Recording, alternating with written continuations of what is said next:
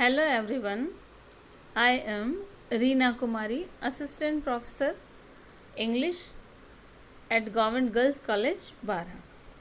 Our today's e-lecture for the class BA Part 3rd, and today we will discuss about the Robert Browning's poem My Last Duchess. This poem is in our syllabus in paper first and in unit first. There are three writers in unit first. The first Alfred Lord Tennyson, and second is Robert Browning, and third is Matthew Arnold. Dear student, we have studied Alfred Lord Tennyson's two poems, The Lotus Eaters and Break Break Break.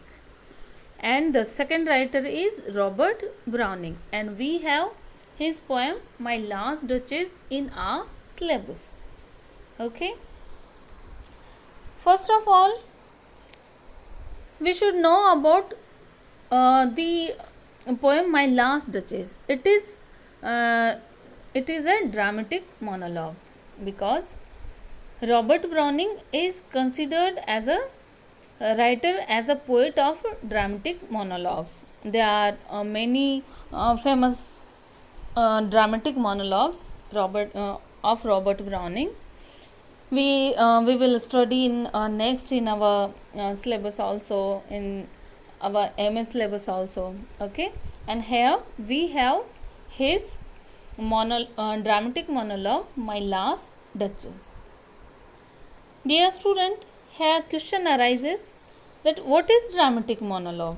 Then before we read this poem My Last Duchess, we should know about what is dramatic monologue. Okay, a dramatic monologue is a poetic form in poetry, and it is also used in drama also. Okay, in a dramatic monologue there is a single speaker, means in a dramatic monologue there is a single speaker, not necessarily it is poet himself, it may be any other except the poet. Sorry.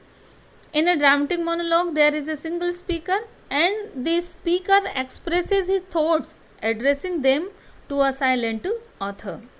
For example, the listener or the group of listeners, means in a dramatic monologue there can be a single listener or the group of listeners, but they are the silent listeners. Only a single speaker expresses his thoughts, addressing to the silent listener.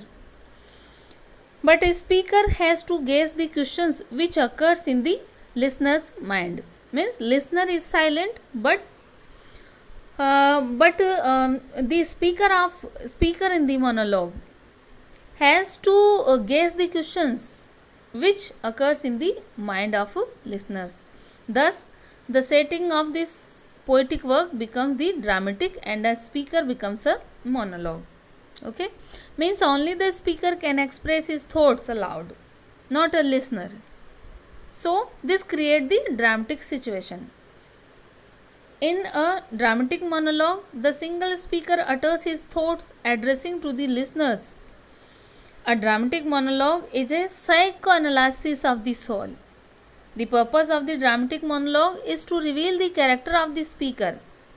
When we will study our poem My Last Duchess, through this dramatic monologue, we will able to understand the psychology of the duke, the character of the speaker, because here speaker is the duke in our poem My Last Duchess. Okay, we will discuss about it later in our e-lecture.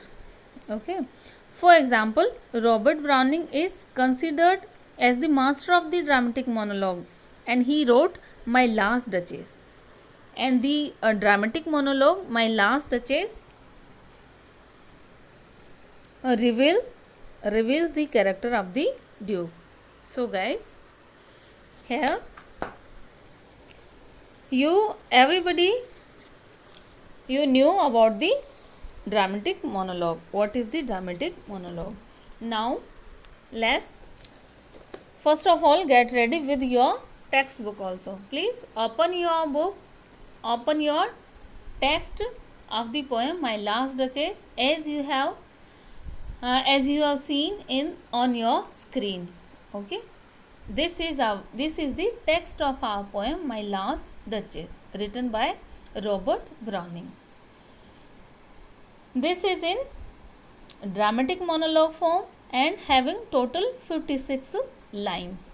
All these lines are written in run on heroic couplets. Couplets means the stanza of two lines, having the fixed rhyme scheme, having the iambic pentameter also. Okay. Before we start our poem My Last Duchess, here let's have a look about the general introduction of the poem. Browning's poem My Last Duchess is well-known dramatic monologue of 56 lines. Okay, and it was published in November 1842 in his collection, namely Dramatic Lyrics. Means Robert Browning's collection of his poems, Dramatic Lyrics, came in November 1842, and My Last Duchess counted among these dramatic lyrics. Robert Browning is known for his monologues especially. In this monologue, means first of all, we should know about the before in 1842, the first collection, this poem published as entitled In Italy. Okay, the title My Last Duchess was not in Robert Browning's first collection of poems. In his first collection of poems, this is named as In Italy, and the second edition of in 1849.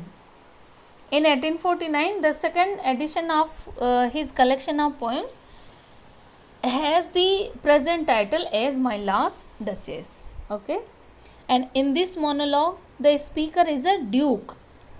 What is the name of duke? The Duke Fifth Alfonso II d'Este of Ferrara. Ferrara is a village near Florence in Italy. Okay. Then in this monologue, our speaker, the speaker is a Duke Alfonso II d'Este of Ferrara, and Ferrara is a village near Florence in Italy. Okay. And the second number is listeners. Okay, the silent listener in this monologue is an envoy of the neighboring count, with whom Duke talks about his matrimonial alliance of the daughters of the count. Means the Duke want to marry again with the neighboring count's niece. So the envoy of the neighboring count came to the Duke, and this monologue confers the conversation between two. The first is a speaker as a duke, and the second is a listener, and listener is the envoy of the neighboring count. Since the silent listener does not talk and remains silent, the Duke guesses the question of the silent speaker, silent listener, and answer accordingly. Okay. This monologue shows the Renaissance background also. A Renaissance background means it shows the characteristics of the Duke have. It shows the character of his Duchess here. The social, the political, and the economical customs of that time. Means this monologue creates the totally apt atmosphere of the Renaissance. So, dear students, let's begin our poem and read the first five lines of this poem. There's my last Duchess pointed on the wall, looking as if she were alive. I call that piece a wonder. Now, Fra Pandolf's hand worked busily a day, and there she stands, and there she stands. Okay, means here Duke is a speaker and the envoy of the neighboring count is a listener, and he shows the painting of his last duchess to the envoy, which was hanged on the wall, and say, looking at this picture, she is my wife, and the picture is so beautiful as if she were alive today. And he says about the picture that this piece of wonder, means this wonderful piece of my beautiful last duchess, Fra Pendolf. Fra Pendolf means a painter of this painting. The Fra Pendolf painted this painting busily a day. Busily a day means here busily a day means this painting was made in a single day. Fra Pendolf make this painting in a single day, and there she stands, and she stands means she stands in the picture. Now in the next line, will please you sit and look at her, I said. Here Duke addresses to the envoy and ask him to sit down and look at the picture, I said. Fra Pendolf.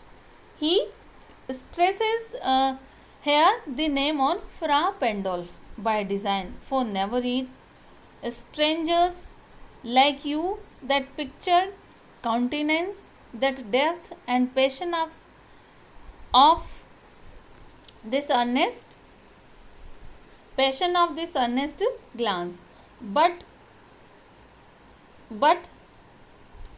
to myself they turn, since none puts by the curtain I have drawn for you. And from 5 to 10 line he says at the last line, the 10th line of this poem is, the curtain I have drawn for you, but I, means only I have a right to put off the curtain from the picture of my last duchess. And this is designed by Fra Pendolf. Fra Pendolf is a priest. He chose the priest for the painting of his duchess, because means here Duke means that often people observing the expression and passion of the duchess face were suspicious of an affair between her and the painter. Means in the 6th or 7th line of this poem, that the depth and passion of its earnest glance, means you can see the passion on the face of my duchess. You guess this passion may be because of the presence of the painter. Okay, so he generally therefore attributed the painting to one Fra Pendolf, since a clergyman named would remove all suspicion. Means, so I opt the Fra Pendolf, a clergyman, to painted this painting, and he was also particular that no one but he threw the curtain to display the portrait. Means the words show the disposition of the Duke. He was one who looked upon his wife as a chattel, and who could not suffer any expression of intense emotion from her. So this depicts the character of a Duke. He draws his means here he calls it a portrait of done by Fra Pendolf, and then qualifies his statement with the remark that he did so by design, because he had noticed the visitors were intrigued by the expression on Duchess's face. So he put the curtain on the picture of her duchess. And these are the 10 lines of our poem. And next, have a next line from 11 to 15. How such a glance came there, so not the first. Are you to turn and ask the sir? It was not her husband's presence only, called the spot of joy into the Duchess's cheeks. Perhaps Fra Pandolf chanced to say her mental lamps over my lady's wrist too much and paint, and must never hope to reproduce the faint and half flush that dies along her throat, and such stuff was courtesy, and she thought and cause enough. Okay, all in all these lines, Duke wants to characterize his duchess. Okay, in these lines, he portrays the character of a duchess. He want to say about the character of his duchess. Okay, means in these lines, Duke tells the envoy that look on the duchess' face. Means look on the duchess' face. You are curious. Means you have some kind of curiosity to know about the blush of my duchess' face. You here you have curiosity that why, what may be the cause of her happiness, her blush on his cheeks also. Okay, they found something extraordinary in the passion conveyed that they look, and the Duke admits, and here the Duke admits that it was not merely his presence in the studio. Means here her means, okay sir, he addresses to the envoy, and sir, it was not her husband's presence only. Means this happiness on the cheeks of this flush, this happiness on the cheeks on my duchess, duchess cheeks, not only because of her husband's presence only, but he says here that responsible for the blush of joy, it was perhaps occasioned by some casual remarks from the painter. Means he might have said that art could never reproduce the faint flush and half illuminated the duchess' face. The painter might have said that the blush was so lovely and yet so fleeting that it was impossible to capture it on the canvas. And yet Duchess had a nature so easily pleased, and that even such a casual remarks, one of formal courtesy, merely could make her blush with happiness. Means here the Duke said that the remarks of blush on the cheeks of my duchess, such as made by the painter, not the blush was not because of her husband's present. This blush on her cheeks may be due to the presence of the painter. Maybe the painter praises her beauty. The Duke accepts that his duchess had such an innocent, happy nature that it was easily pleased. Means these lines, in these lines, Duke want to say that his duchess easily pleased to the everybody. She counted everyone equally. She can't able to differentiate his husband and the other. Means in these line, Duke want to prove his duchess as a characterless also. Okay, guys. And the next line from 21 to 24. Okay. For calling up the spot of joy. Spot of joy means the spot of joy on his cheeks. A heart, how shall I say, too soon made glad, too easily impressed. She liked whatever she looked on, and her looks went everywhere. Okay, here he want to say that my duchess, is so means she was easily pleased by the anybody. Everything made him so glad.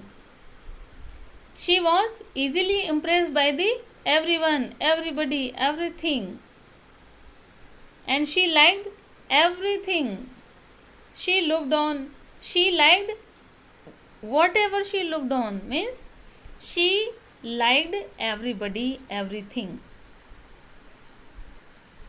In the next line, here, sir, it was all alone. Sir means here Duke addresses to the envoy and saying, sir, it was all alone, my favor at her breast. My favor at her breast means here he favor means the prize, the gift.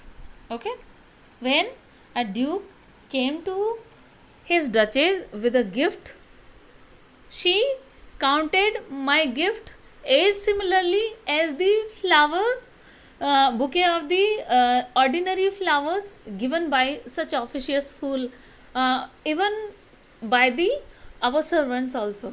Okay, here duke also want to say about the duchess that she was not able to differentiate the gift of mine and the gift of my officious fool servants also.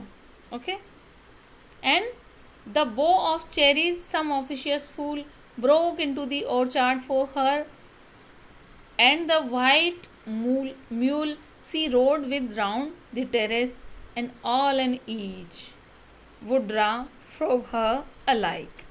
Means every gift, either it is of mine and either it is given by my servant also. She counted similarly all the gifts.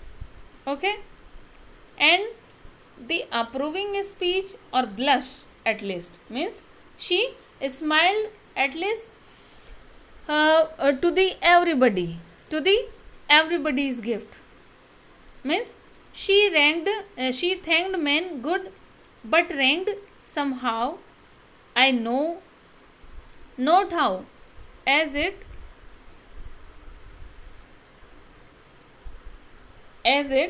she ranked my gift of a 900 years old name. Means here we can see the proud of duke.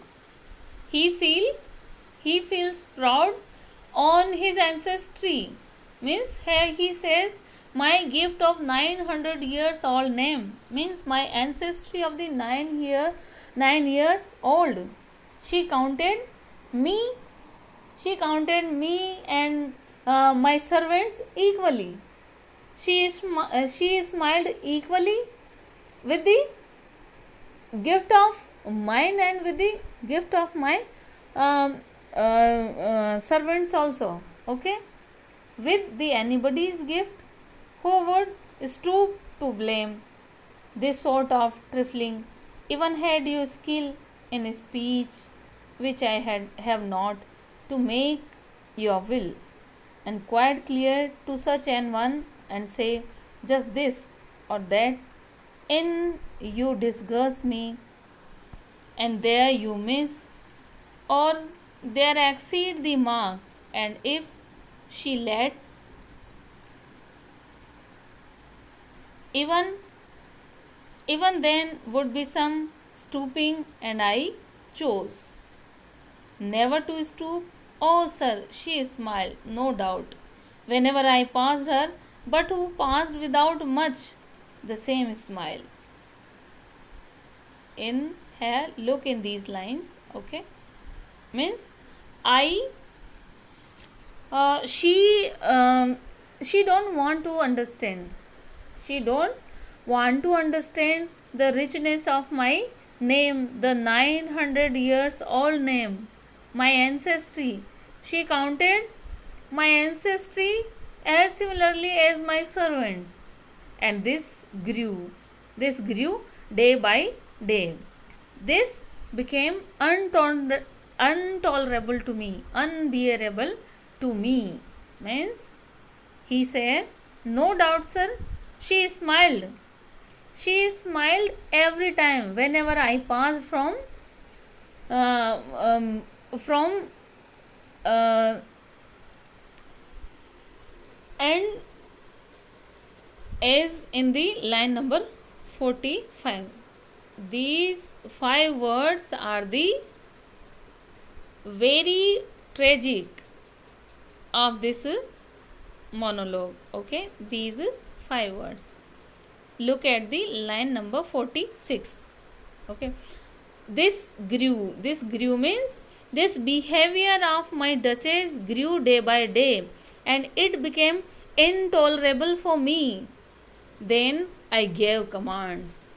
Then Duke Hare says, I gave commands.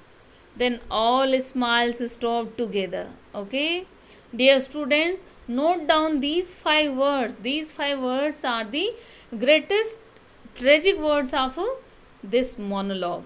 Then all smiles stopped together means the smile of my duchess stopped together forever. Means maybe the duke commands to the death of her his duchess. Okay, and there she stands, and there she stands as if alive. There she stands as if alive means here he says, and there, okay, there she stands as if alive. There means on the wall, means the picture of my last duchess hanging on the wall. The duke pointed towards the picture of the wall and says to the envoy that there she stands as if alive. And look at this picture. This is the my last duchess, and this in this picture she looks as if she is alive. Okay. Now the duke addresses to the envoy and says, will please you arise? Means will you please arise? We have to meet the next fellow, the next company. They are waiting of ours, and we will meet. Sorry. Wilt means will please you arise? We will meet the company below then.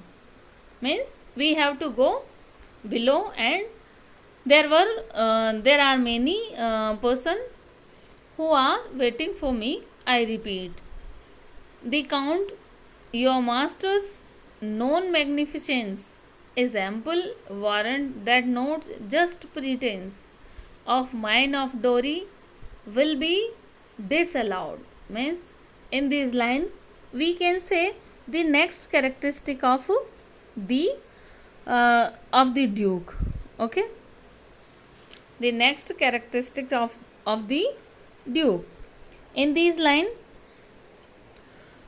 the duke wants to conceive the count through his envoy that he belongs to a family of culture, taste and wealth. When he says a gift of my 900 years old name, means the duke disliked his duchess' general disposition, and her generous behavior continued. Okay, the duke thought it below his dignity of the 900 years old name. He gave commands that she should be put to death, and the duke showed this wife's portrait to the envoy. and told him how her life ended. Here we can see how Duke portrays, how Duke tells about the character of the Duchess. He wants to say that his Duchess did not fit with the 900 years old name of his family, his status. Okay, means here we can see that Duke want to keep a total monopoly over his duchess, and after telling him about his previous duchess and in the casual manner, he returned to the topic of the marriage with the count's daughter, and he proceeds to the topic in business like fashion. And from the manner Duke speaks, it appears that Duke had already had some talks about the dowry or the present that he would accept from his future father-in-law. The Duke tells the Count's envoy, that the reputation which the Count has for splendid generosity is enough guarantee that all his claims regarding dowry will be granted. The Duke further clarifies these remarks lest he should be misunderstood. Means you he says to the envoy that don't misunderstand me. I do not want dowry, but your and your count must your count is very generous, and he must be do in favor of his daughter also. Here don't be understood me as a dowry. Okay, he tells the envoy that even thought his first his first and foremost attraction is the charming daughter of the count. Still, he has mentioned about the dowry because he has great faith in the generosity of the count. And while going down, he draws the envoy's attention to a bronze in the next line. In the next lines here, okay, yeah.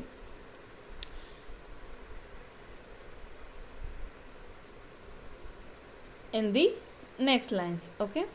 The counts, your master's known magnificence, it ample warrant that no just pretense of mine of the dowry will be disallowed. Means dowry is not disallowed, but I am not demanding the dowry from your count, but your count is very generous, and he should he must be think about his daughter's favor. Okay, and my contention do not he speaks to the envoy that do not understood my contention here. I and though his fair daughter's self, as I avowed at starting is my object, nay we will go together down, sir. Means please we can go downward, sir.